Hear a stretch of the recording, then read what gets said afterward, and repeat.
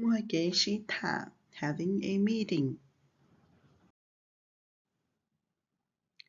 In my family, we have weekly meeting. Nhớ cụ chế nín, ý văn thị bế thả ý rào. We talk about our family, bế thả cho bế chế nín. We talk about work, bế thả cho what they knew.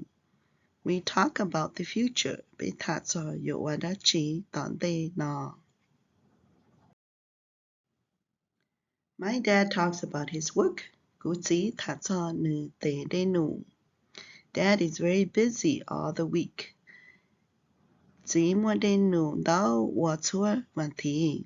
Dad goes to work at 7 a.m. each day. Chỉ mua đê nụ thảo xa tính chua nụ. Dad works for the school.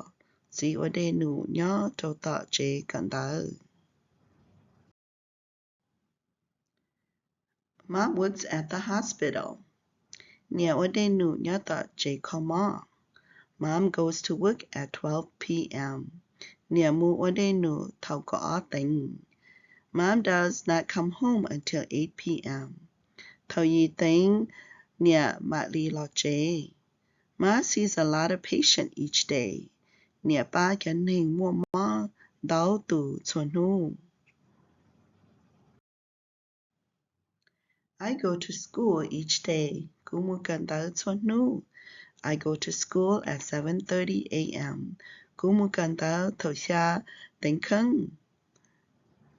My first class is math. Cú thơ cha gần đỡ do cỡ lê. My last class is English. Cú cha gần đỡ sau do cỡ lù English. Next week we will go on a trip. Lư văn thí bê yô mùa xì. We are planning to visit the mountain. Bê yô mùa xùa ilu tông. We are planning to sleep in a hotel. Bê yô mùa bư ilu lòng miền. We are planning to eat fresh fruits and vegetables. Bây giờ muốn nọ chỉ mà theo rau chia. Do you want to go with us? Có bữa Santa bê mù.